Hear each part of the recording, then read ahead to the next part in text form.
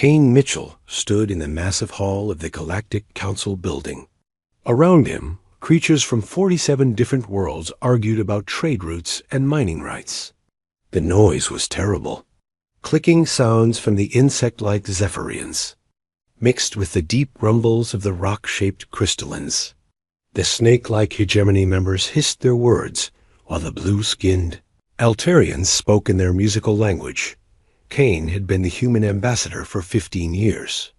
He was tired of listening to these debates, where humans were always treated like servants. Today felt different, though. His pocket held a small message device that had arrived that morning from Earth. The message was only 3 words long, but those words would change everything. The message said, "Operation Silent begins." Kane kept his face blank. He had trained for this moment his whole life. Around him, the other ambassadors continued their endless talking. None of them noticed when Kane quietly stood up and walked toward the exit. He had served in this building for so long that the guards barely looked at him anymore. Outside the council building, Kane climbed into a small transport ship. He punched in coordinates for the human quarter of the space station.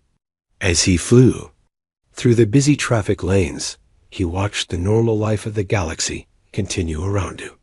Cargo ships moved between the massive towers. Alien families walked through the shopping districts. None of them knew that everything was about to change. Back on Earth, Dr. Lisa Parker was already 3 hours into the biggest evacuation in human history. She sat in the command center, deep under the mountains of Colorado. Hundreds of screens showed human colonies across the galaxy. Green lights meant the evacuation was going well. Red lights meant trouble. Lisa had helped plan this day for 20 years. The plan was called Operation Silent because no one would announce what was happening. No warnings would be given. No explanations would be offered. Humanity would simply disappear. The first ships had launched from the outer colonies 6 hours ago. Captain Ryan Hayes commanded the largest evacuation fleet in human space. His ships looked like normal cargo vessels from the outside, but inside, they carried entire families and all their belongings. Ryan stood on the bridge of his flagship, watching the status reports come in. Colony 7 had finished loading their people. Colony 12 was having problems with their power systems, but it would be ready soon.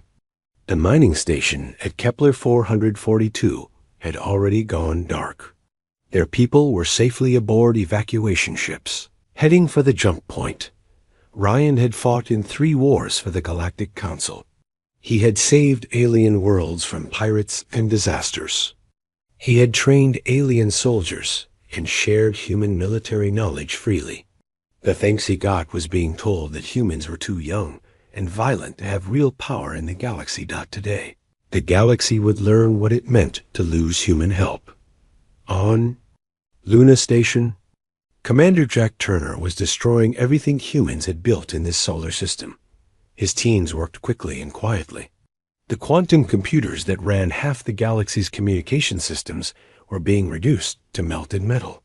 The research labs where humans had developed new medicines were being emptied and then blown up. Jack watched his people work with pride. They were not stealing anything. They were not taking revenge. They were simply removing every trace of human knowledge and technology from council space. If the aliens wanted to run the galaxy without humans, they could try to do it without human tools too. The hardest part was watching 30 years of scientific work disappear. The medical databases that could cure diseases across dozens of species were being wiped clean. The agricultural systems that had doubled food production on 40 worlds were being shut down. The defense networks that protected the Council's core worlds were having their human-designed components removed. Dr. Amanda Foster supervised the destruction of the genetics laboratory on Luna. She had spent her entire career developing new crops that could grow on alien worlds. Her work had fed billions of creatures across the galaxy. Now she was making sure that work would disappear with humanity. Amanda felt sad as she watched her life's work being destroyed, but she also felt angry. The council had never given her credit for her discoveries. Alien scientists had put their names on her research papers. When she asked for better funding, she was told that humans should be grateful just to participate in galactic science. The council thought humans were useful pets who would always be there to fix their problems. Today they would learn they were wrong. On the merchant world of Nexus 7, human traders were quietly closing their businesses. Bill Morgan had run a shipping company there for 12 years. His human crews had moved cargo to every corner of the galaxy.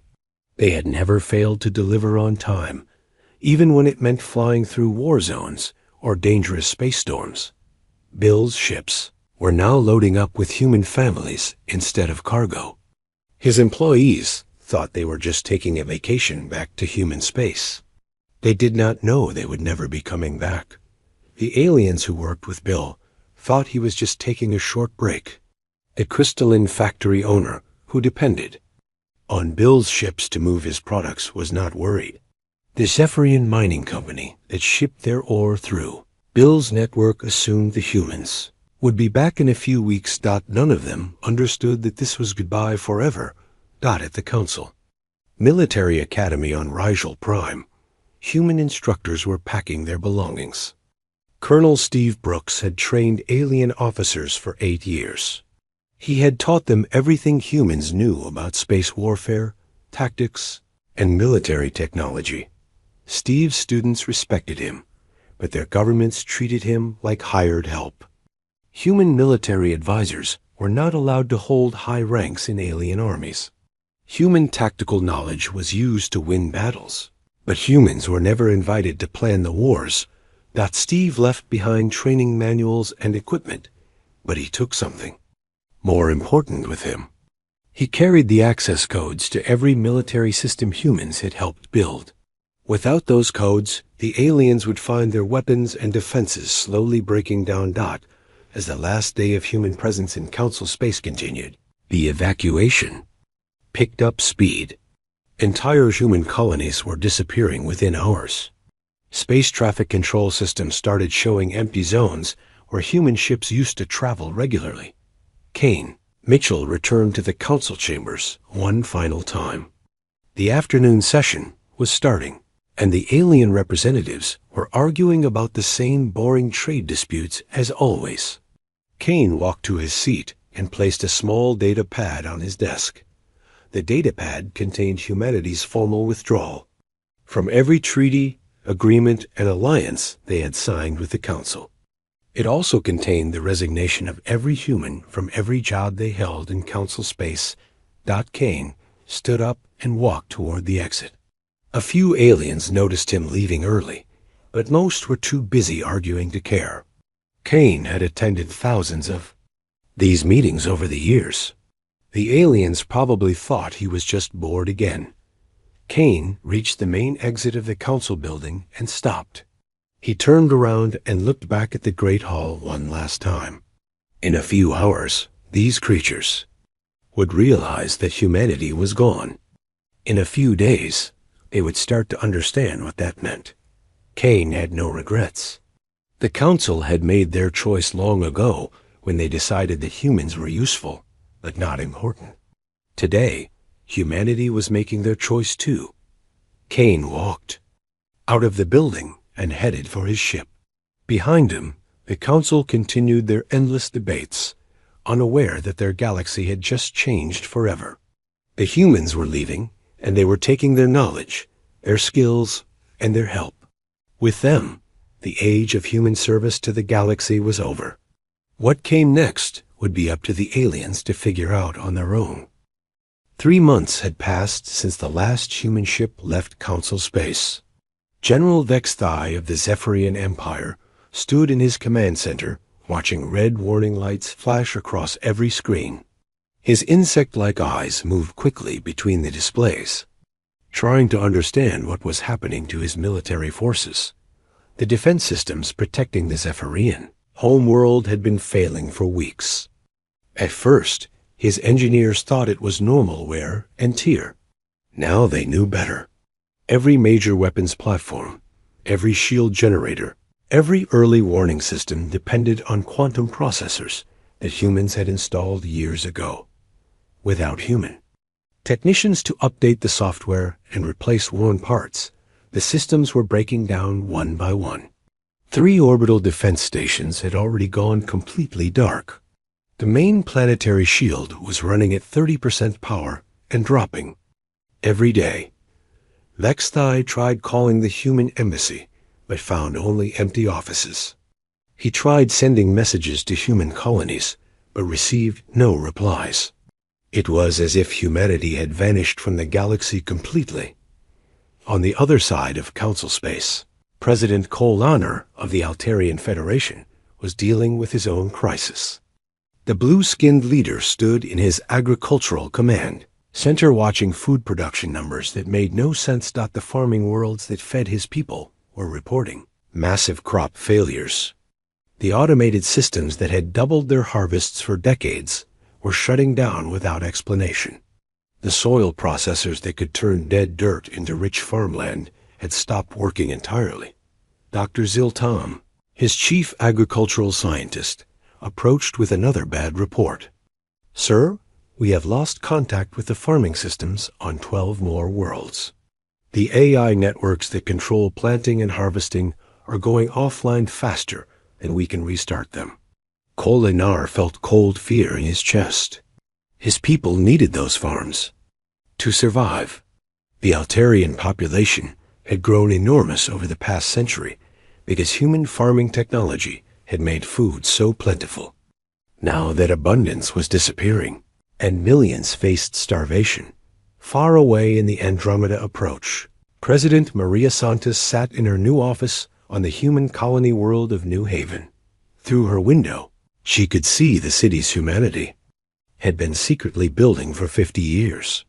Clean energy plants powered by fusion reactors that were decades ahead of anything the Council had ever seen. Farms that used advanced genetics to grow food in any environment. Factories that could build anything humans needed. Maria was reading intelligence reports from the galaxy they had left behind. Her spy networks, hidden deep in alien governments, were sending back detailed information about the chaos spreading through Council space. The reports painted a picture of civilizations that had grown completely dependent on human help without ever realizing it. Maria felt no sympathy for them. For centuries, humans had been treated like smart children who were useful for fixing problems, but too young to make important decisions. Admiral Ben Cooper commanded the human deep space monitoring stations that watched Council space from a safe distance. His ships stayed hidden in empty regions between star systems, using sensors that were invisible to alien technology. Ben's teams intercepted thousands of desperate communications every day. Alien governments were trying to contact each other for help, but their own communication systems were failing. The quantum relay networks that carried messages between star systems had been built and maintained by human engineers. Without regular updates, the networks were losing synchronization and breaking apart. The hegemony of scales had lost contact with 12 of their outer colonies when the communication relays in their territory went dark. The snake-like aliens were sending ships to check on their missing worlds, but many of those ships were getting lost because their navigation systems were also failing.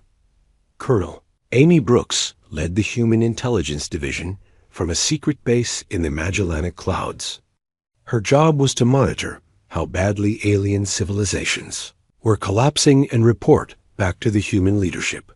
Amy's latest report was almost unbelievable. 40% of all interstellar shipping in the galaxy used navigation computers that humans had designed. Without software updates, those computers were making small errors that added up over long journeys. Ships were arriving at the wrong destinations or getting lost in space entirely. Medical facilities across alien worlds were struggling because they depended on medicines that humans had developed. The complex factories that made those medicines required constant adjustment and maintenance that only human biochemists understood. As the medicines ran out, diseases that had been controlled for generations were starting to spread again. Even the Council's own headquarters on Nexus Prime was having problems. The environmental systems that kept the air breathable and the temperature comfortable had been installed by human engineers 20 years ago. Without maintenance, the systems were breaking down, making the great council chambers uncomfortable and sometimes dangerous. The most shocking discovery came when the Crystalline Collective tried to access their strategic military databases. The rock-like aliens found that all their most important information was locked behind encryption the humans had designed. The alien computer experts said it would take hundreds of years to break the codes, if it was even possible. Dr. Sam Rodriguez led humanity's scientific council from the research city of Einstein Station. His job was to make sure that human technology continued advancing while the alien world struggled with the collapse of their own systems. Sam received daily reports about alien attempts to reverse engineer human technology. The results were catastrophic. A Zephyrian team trying to copy human medical nanobots had accidentally created tiny robots that attacked healthy cells instead of diseased ones. The nanobots had escaped from the laboratory and killed every living thing in a 50-mile radius before finally breaking down. Crystalline engineers attempting to restart a human-designed shipyard had caused an explosion that destroyed half their orbital construction platform. They had tried to bypass the safety systems without understanding how they worked, turning the facility into a massive bomb. The worst incident happened when Altarian scientists tried to modify a human fusion reactor to produce more power. Their changes caused a chain reaction that destroyed an entire city and left a radioactive crater that would be dangerous for thousands of years. On the mining world of Kepler 438, the alien workforce was learning that their entire operation depended on human knowledge. The massive mining robots that could dig through solid rock had been designed by human engineers. Without replacement parts and software updates, the robots were breaking down faster than alien mechanics could fix them. Supervisor Grokan of the hegemony of scales watched his mining operation fall apart. The ore processing plants that turned raw minerals into useful metals required precise chemical treatments that humans had developed. The alien chemists could follow the procedures they had been taught, but they did not understand the science behind them. When problems arose that were not covered in the instruction manuals, the alien workers had no idea how to solve them. Production dropped by 70% in just 2 months, and it was getting worse every day. Back on New Haven, Maria Santos called a meeting of the human leadership. The reports coming in from their former galaxy showed that the collapse was happening faster than even they had predicted. The aliens built their entire civilization on our knowledge and our work, Maria told the assembled leaders. They never bothered to learn how any of it actually worked. They just assumed we would always be there to maintain it for them. Admiral Cooper nodded grimly. Our monitoring stations are picking up military communications from the Council. Several member species are blaming each other for the crisis. The Zephyrians think the Crystallines are hoarding human technology. The Altarians are accusing the hegemony of sabotage. Good, said Colonel Brooks. Let them fight among themselves. Maybe they will finally understand that their real problem was not respecting the people who made their comfortable lives possible. As the meeting ended, Maria looked out at the thriving human cities below. Humanity had not just survived their exodus from the galaxy. They had discovered what they could accomplish when they were free to work for themselves instead of for ungrateful masters. The aliens would learn to solve their own problems, or they would fall back into the primitive conditions their ancestors had known before humans arrived to help them. Either way, it was no longer humanity's concern.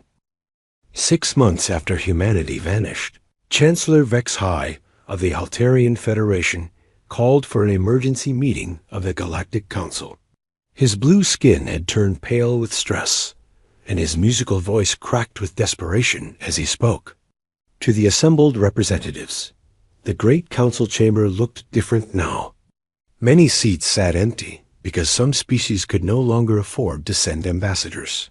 The environmental systems wheezed and struggled to keep the air clean. Emergency lighting flickered in sections where the main power grid had failed. We face the greatest crisis in galactic history, Vex High announced to the remaining delegates. Our agricultural worlds are experiencing widespread famine. Without human farming technology, our food production has dropped by 60%. Millions of my people are going hungry. Representative Grok Thane of the hegemony of scales hissed his agreement. The snake-like alien scales were dull and patchy, showing signs of malnutrition. The situation is even worse in our territory. We have lost contact with 18 colony worlds. Our ships cannot navigate properly without human guidance systems. We do not even know if those colonies still exist. From her hidden command center on New Haven, General Kate Stone monitored the council meeting through secret surveillance devices. Her agents had left behind. Kate had spent 15 years in alien space gathering intelligence for humanity. Now she watched her former enemies tear each other apart. The crystalline representative, a massive rock creature named Shard Key, spoke in grinding tones that hurt to hear. The Zephyrians are hoarding technology in their territory. They refuse to share the few working human devices they still possess. This selfishness is making the crisis worse for everyone. General Zixstar of the Zephyrian Empire buzzed angrily, his insect wings creating a threatening sound. We are not hoarding anything. The truth is that none of us understand how human technology actually works. We followed their instructions, like trained pets, but we never learned the science behind their inventions. Kate almost smiled as she listened to the aliens argue. For centuries, they had treated humans like useful servants who could fix any problem. They had stolen human discoveries and put alien names on them. They had restricted human advancement while benefiting from human genius. Now they were learning the cost of their arrogance. On the research station orbiting New Haven, Dr. Sam Rodriguez reviewed the latest reports from his intelligence network. The technological collapse in Council. Space was accelerating beyond even his worst predictions. The fusion reactors that powered major cities were failing without proper maintenance. Human-designed. Containment systems required constant adjustments that alien engineers did not understand. 3 major population centers had already lost power completely, forcing millions of aliens to evacuate to other worlds. The faster-than-light communication networks were breaking down as quantum entanglement systems lost synchronization. Without these networks, the different species could barely coordinate their response to the crisis. Some regions of space had gone completely silent, cut off from the rest of the galaxy. Basic manufacturing had stopped on dozens of worlds. The automated factories that produced everything from clothing to starship parts required human-designed control systems. When these systems failed, the aliens discovered they had forgotten how to make even simple items by hand. Back in the council chamber, the arguments were getting more heated. The Altarian Chancellor accused the hegemony of hiding functional human equipment. The crystalline representative claimed that the Zephyrians had driven the humans away with their military aggression. This is all pointless blame, interrupted Ambassador Velcan of the Traders Union, a small species that had built their economy on interstellar commerce. The real question is how we can contact the humans and convince them to return. A shocked silence fell over the chamber. For months, the council leaders had refused to admit that they needed human help. They had tried to solve their problems through alien science and alien cooperation. The idea of begging their former servants for assistance was humiliating. Chancellor Vex High finally spoke, his voice barely above a whisper. We have tried to contact human space. Our messages go unanswered. Our scout ships find empty systems where human colonies used to be. It is as if they disappeared completely from the galaxy. What the aliens did not know was that humanity had, indeed, left their galaxy entirely. The secret colonization program had been building new homes in nearby galaxy clusters for 50 years. Human scout ships had found thousands of suitable worlds and had been preparing them for exactly this moment. Dr. Nancy White, humanity's chief medical officer, worked in her laboratory on the colony world of New Eden. She was developing treatments for diseases that had never existed before, illnesses that could only affect the enhanced human physiology that had evolved during their time in space. Nancy also received reports about medical disasters in council space. The sophisticated treatment systems that had kept alien populations healthy were failing without human-developed medicines. Diseases that had been eliminated centuries ago were returning with deadly results. The Zephyrian Empire was dealing with a plague that attacked their respiratory systems. The medicine that could cure it required a complex manufacturing process that only human biochemists understood. Without the cure, millions of Zephyrians were dying slow, suffocating deaths. Crystalline Collective faced a different problem. Their silicon-based biology depended on mineral supplements that humans had designed specifically for their unique chemistry. As the supplements ran out, crystalline children were being born with defects that made them unable to survive. Commander Tracy Adams led human reconnaissance operations from a stealth ship hidden in the dark space between galaxies. Her job was to monitor council space without being detected, gathering information about how badly alien civilizations were collapsing. Tracy's LATEST reports painted a picture of complete societal breakdown. The hegemony of scales had declared martial law on their home world as food riots spread through their cities. The Altarian Federation was splitting apart as individual planets refused to share their dwindling resources with other worlds.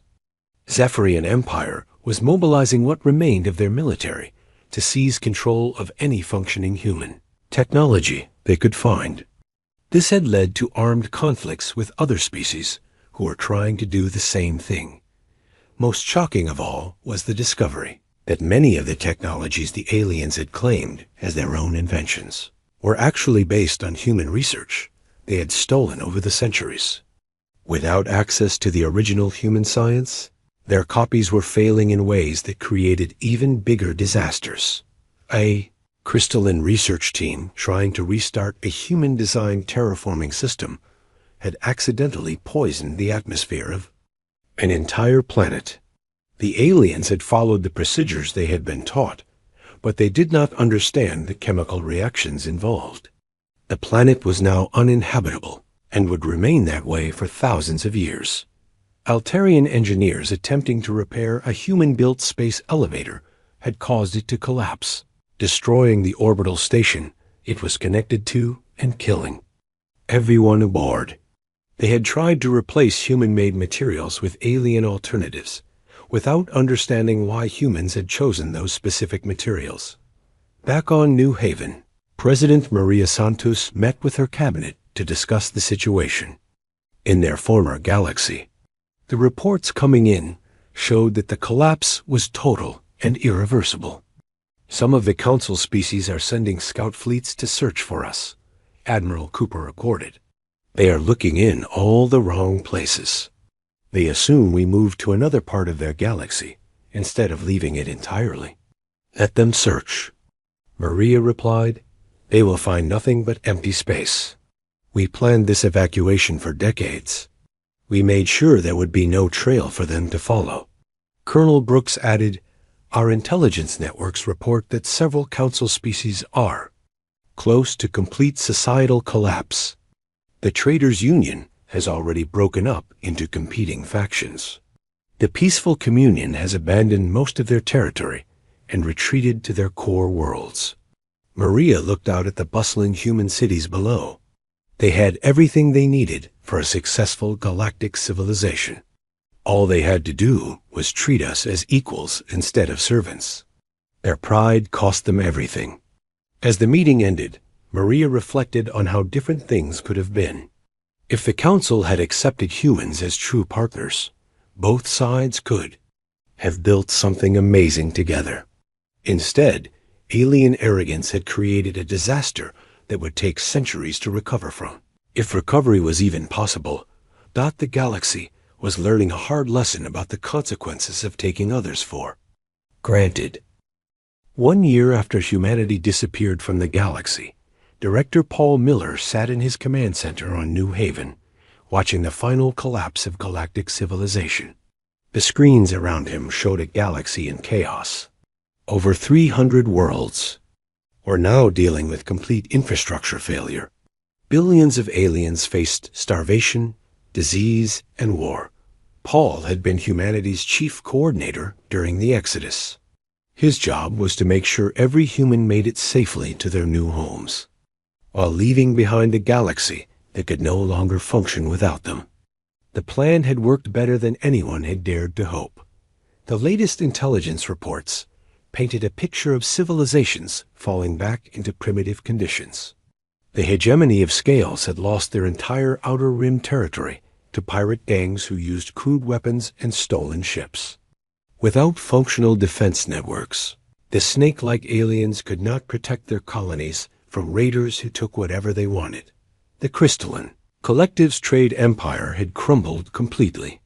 Their cargo ships sat dead in space, unable to navigate between star systems without human-designed computers. The rock-like aliens, who had once controlled commerce across dozens of sectors, were now reduced to local barter systems on their home worlds. Commander Tracy Adams continued her reconnaissance missions from the hidden monitoring station at the edge of Council space. Her stealth ship moved silently through the darkness, observing the chaos without being detected. What she saw would have been unthinkable just 2 years ago. Ancient enemies were forming desperate alliances, trying to pool their failing resources. The Zephyrian Empire and the Altarian Federation, who had fought 3 wars in the past century, were now begging each other for help.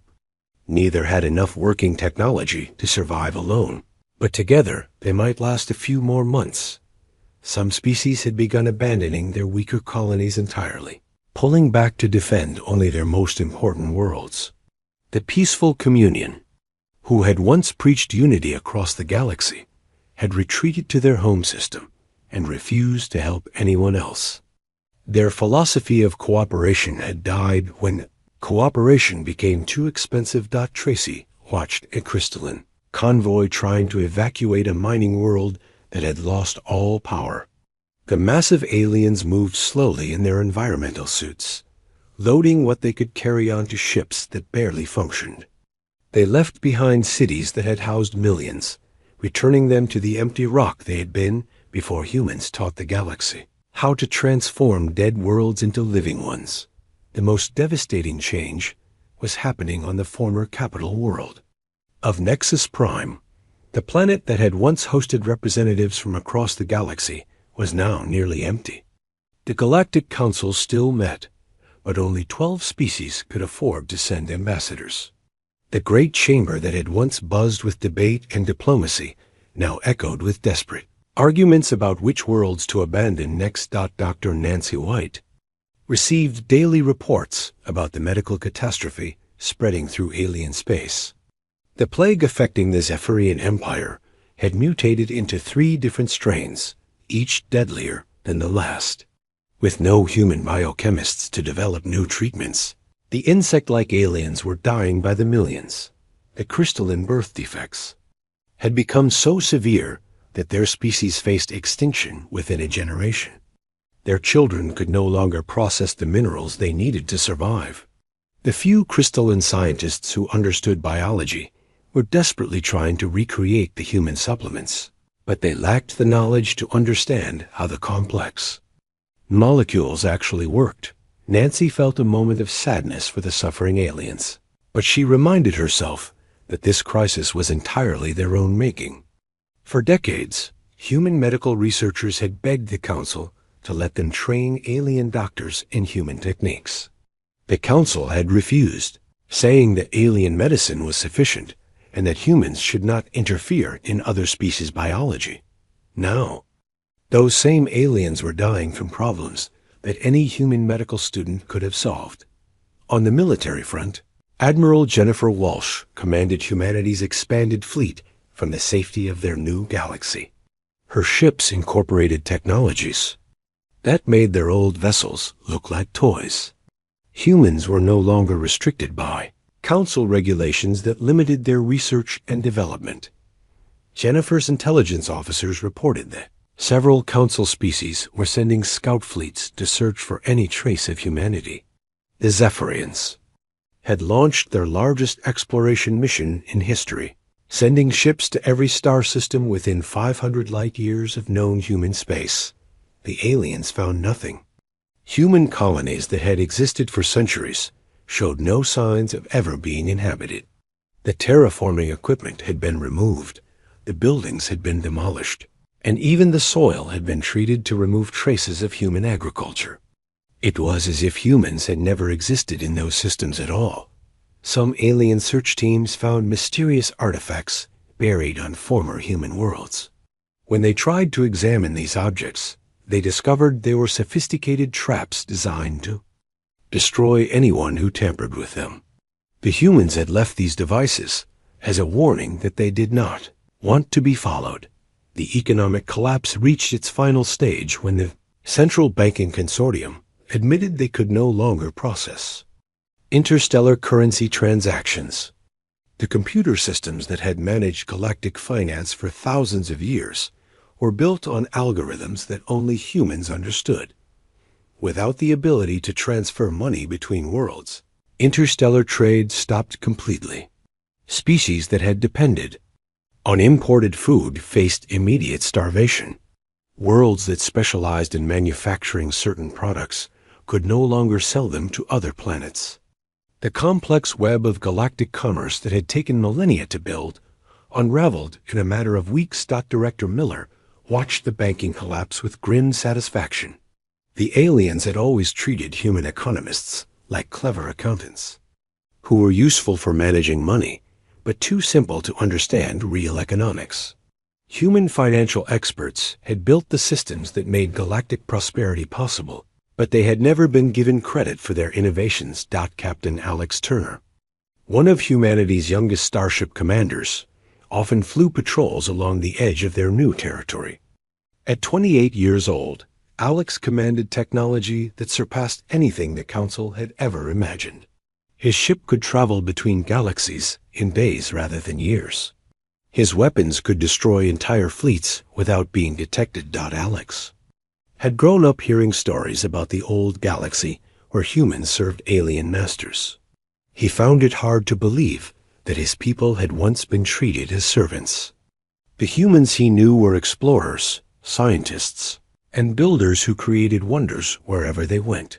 During one patrol mission, Alex detected an alien distress signal coming from the edge of Council space.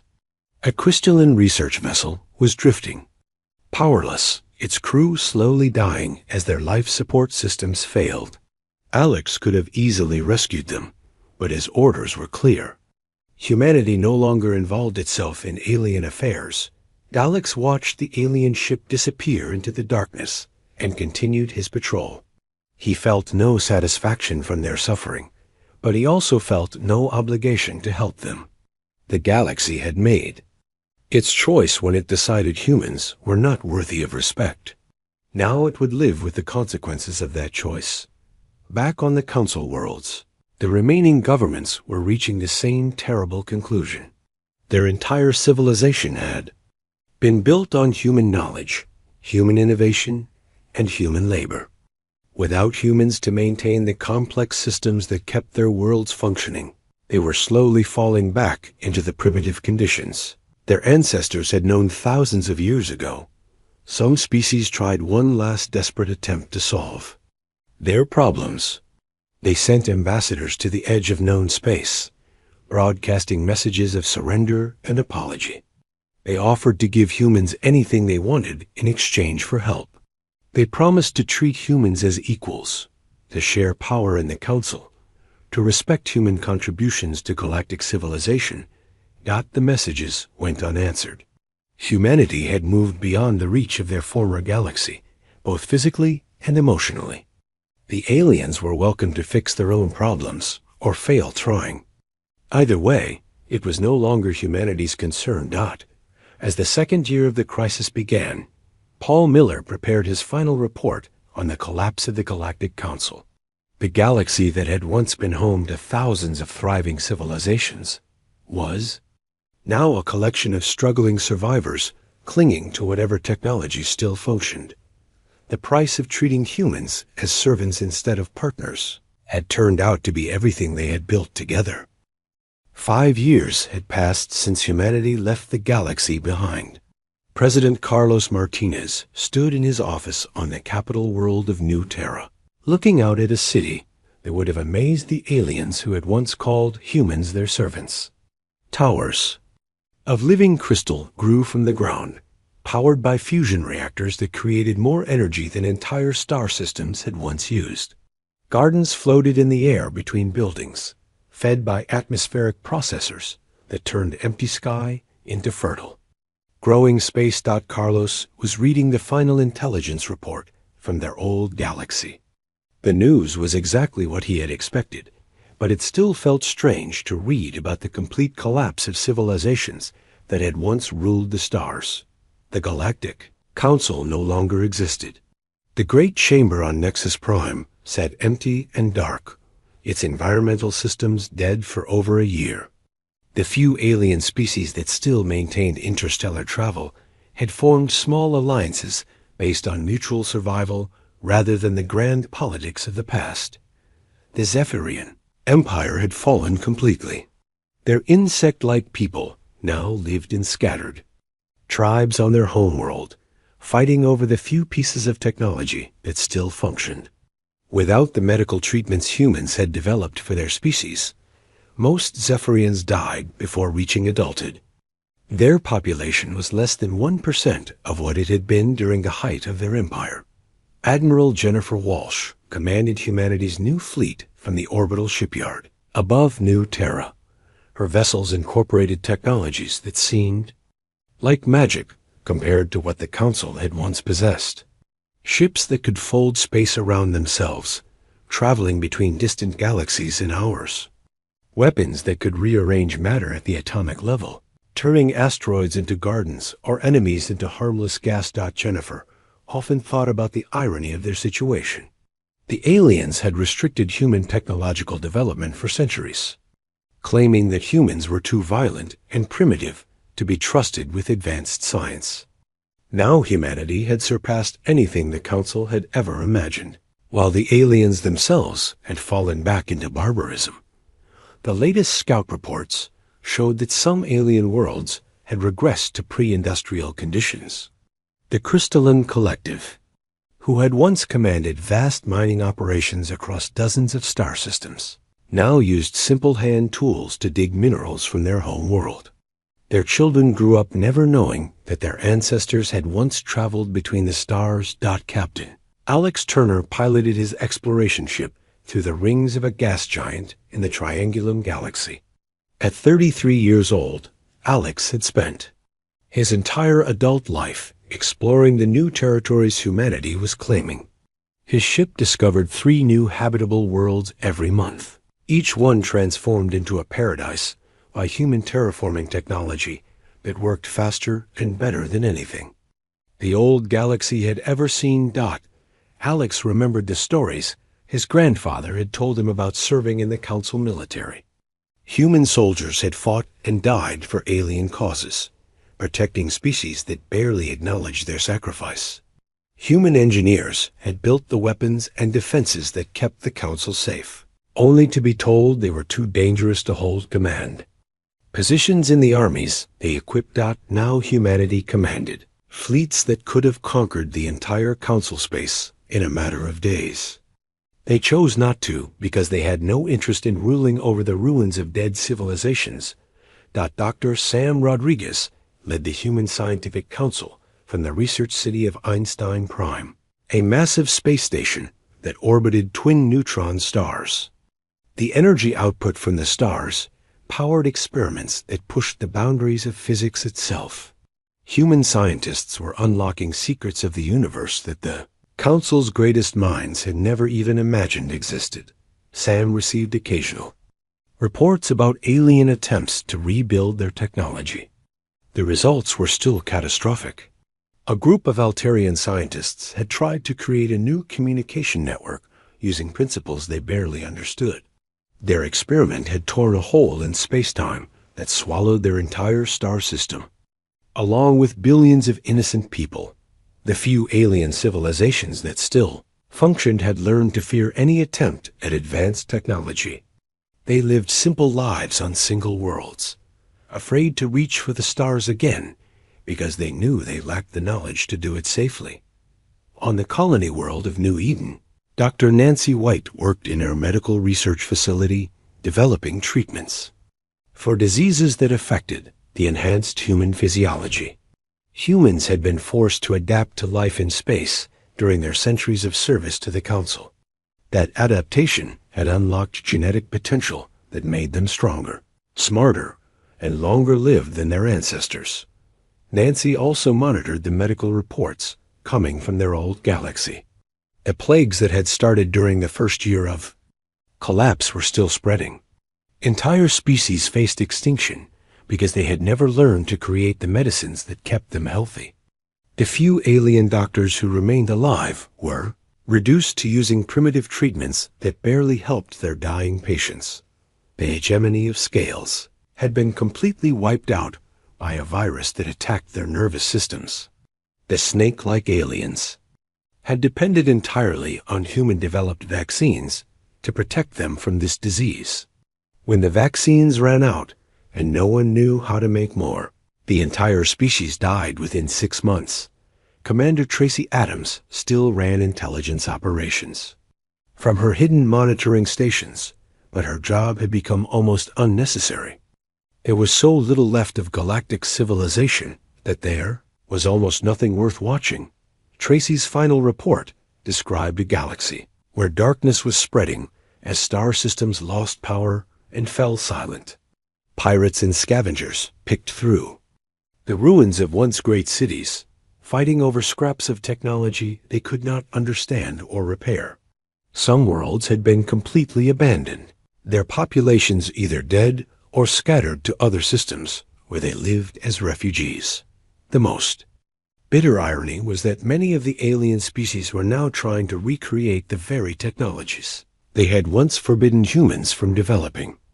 Zephyrian military leaders searched desperately through old records, looking for the weapons designs that human engineers had created for them.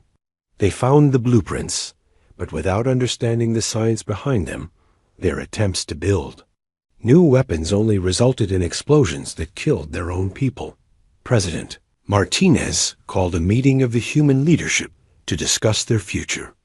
The Great Council Chamber on New Terra was filled with leaders who had built a civilization that surpassed anything the galaxy had ever seen. They controlled hundreds of worlds across 3 different galaxies. Their technology could reshape reality itself. Their people lived lives of abundance and discovery that would have seemed impossible just decades ago. We have received over 10,000 messages from the old galaxy in the past year, Martinez announced to the assembled leaders. They are all the same. Desperate pleas for help, offers of complete surrender, promises to treat us as equals if we will only return. Admiral Walsh spoke first. The time for those promises was 5 years ago, before they drove us away. They had centuries to treat us with respect, and they chose exploitation instead. Dr. Rodriguez added, "Our analysis shows that even if we wanted to help them, it would be impossible. Their civilizations have collapsed too completely. We would have to rebuild everything from scratch, and it would take centuries to restore what they destroyed through their ignorance." Colonel Brooks, now head of human security, reported on the military situation. Some alien factions are still trying to find us. They have launched scout fleets toward nearby galaxies, But they are, using technology so primitive that they will never reach us. Most of their ships break down before they leave their own star systems. Martinez looked around the room at the faces of humanity's leaders. These were people who had been born in alien space, who had grown up serving alien masters, who had been told their entire lives that humans were too young and violent to govern themselves. Now they ruled a civilization that made their former oppressors look like children playing with broken toys. The question before us is simple, Martinez said. Do we have any obligation to help the species that enslaved us for so long? The answer was unanimous. Humanity had given the galaxy centuries of service, innovation, and sacrifice. In return, they had received only contempt and restrictions. The aliens had made their choice when they decided that humans were useful servants, but unworthy partners. They would live with the consequences of that choice, or die with them. As the meeting ended, Martinez walked to his office window and looked out at the thriving human cities below. Children who had never known alien rule played in parks that floated among the clouds. Scientists who had never been told their ideas were too dangerous conducted experiments that expanded the boundaries of known reality. Artists who had never been restricted by alien censorship created works of beauty that brought tears to the eyes of anyone who saw them. Humanity had finally found what they had always been searching for. Not just freedom from alien oppression, but the chance to discover what they could become when they were truly free to be themselves. The galaxy they had left behind could keep its darkness and its ruins. Humanity was building something better among the stars.